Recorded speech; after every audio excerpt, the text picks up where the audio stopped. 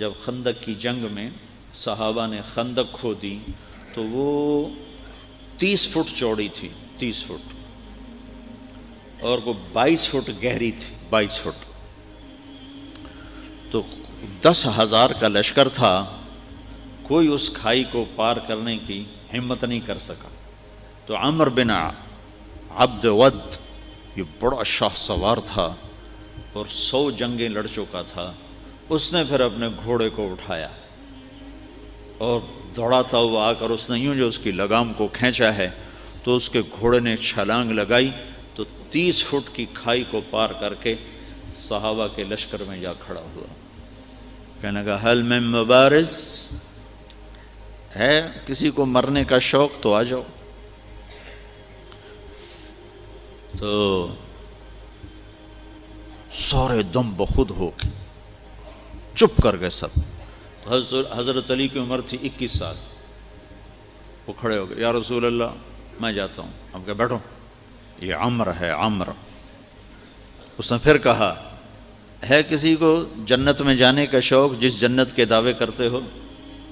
تو کوئی نہیں کھڑا ہوا۔ حضرت علی کھڑے ہوئے، یا رسول اللہ میں جاتا ہوں۔ ہم نے کہا بیٹھو، یہ عمر ہے، عمر۔ پھر تیسری دفعہ اس نے کہا کدھر گئے تمہارے جنت کے شوق؟ تو پھر حضرت علی کھڑے ہو گئے، کہا یا رسول اللہ مجھے بھیجیں۔ کہا یہ عمر ہے۔ کہا عمر ہے تو کیا ہے، مجھے بھیجیں تو صحیح۔ تو اچھا کہا جاؤ۔ پھر ان کے لیے دعا کی۔ تو یہ بچے سے وہ 100 جنگیں لڑا ہوا۔ تو حضرت علی شعر پڑھا کرتے تھے، انا الذی سمتنی امی حیدرا کلیس غابات کریہ المنظرا وفیہم بالصاع کیل السندرا۔ میں وہ ہوں جس کا نام اس کی ماں نے حیدر رکھا ہے، شیر، جو جنگل کا بڑا شیر شہنشاہ ہوتا ہے، اور میری تلوار ناپ تول کے کھوپڑیاں توڑتی ہے۔ تو جب وہ آئے نا تو اس نے پہچانا نہیں۔ کہنے لگا کون ہو؟ کہا علی۔ کہا بن عبد مناف؟ وہ پیچھے لے گئے۔ کہنی بن ابی طالب کو بھتیجے، تو کہاں سے آ گیا؟ میں نہیں تمہیں قتل کرنا چاہتا۔ وہ اتنا مطمئن تھا۔ کہا میں نہیں تمہیں قتل کرنا چاہتا۔ کہا چاچا میں تو تمہیں قتل کرنا چاہتا ہوں۔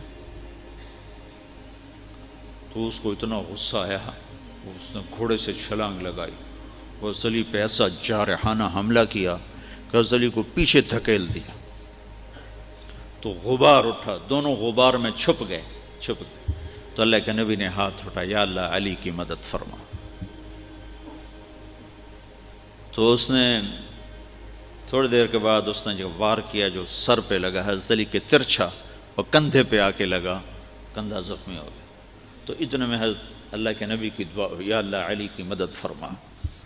تو حضرت علی نے بڑھ کے وار کیا، اس نے ڈھال پہ روکا، وہ ڈھال کٹ گئی، سیدھا اس کی کھوپڑی پہ لگا اور 2 ٹکڑے ہو کو نیچے گر گیا۔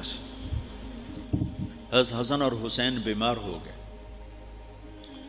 تو اللہ کے نبی خبر لینے آئے تو دونوں بچے بیمار تھے۔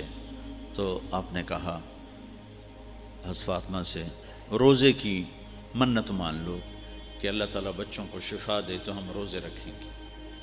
تو دونوں میاں بیوی نے 3 روزوں کی منت مانی کہ اللہ ہمارے بچوں کو شفا دے، ہم روزہ رکھیں گے۔ تو اللہ نے ان کو ٹھیک کر دیا۔ تو دونوں میاں بیوی نے روزہ رکھا، اور افطاری کا سامان گھر میں نہیں تھا۔ تو ایک یہودی تھا شمعون، حضرت علی اس کے پاس گئے، کہا کوئی مزدوری ہے؟ کوئی مزدوری ہے؟ کہاں ہے؟ یہ اون ہے، یہ صاف کر دو تو تمہیں جو دوں گا، کچھ جو دوں گا۔ تو وہ اون لے کر گھر میں آئے، حضرت فاطمہ کو دی کہ صاف کر دو۔ انہوں نے اس کو دوپہر تک صاف کیا، وہ واپس لے گئے۔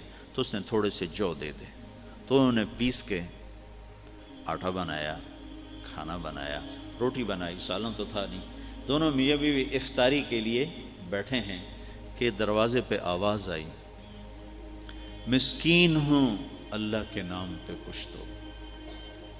تو دونوں نے ایک دوسرے کو دیکھا، تو آدھی روٹی دے دیتے یا ایک روٹی دے دیتے، ایک خود آدھی آدھی کھا لیتے۔ دونوں روٹیاں اٹھا کے اس کو دے دیں، اور پانی پہ افطار کر لیں۔ رات کو بھی کھانے کو کچھ نہیں تھا تو پانی پہ کھجور پہ روزہ رکھا۔ اگلے دن پھر حضرت علی شمعون یہودی کے پاس گئے اور اس سے اون لے کر آئے۔ حضرت فاطمہ نے اس کو سارا دن صاف کیا، عصر سے پہلے مزدوری ملی، اس کو پیس کر آٹا بنا کر روٹی بنا کر میاں بیوی کھانے پر بیٹھے تو دروازے پہ آواز لگی، یتیم ہوں اللہ کے نام پہ کچھ دو۔ تو دونوں نے ایک دوسرے کو دیکھا اور ساری روٹیاں اٹھا کر اس کو دے دی اور پانی پہ روزہ افطار کر لیا۔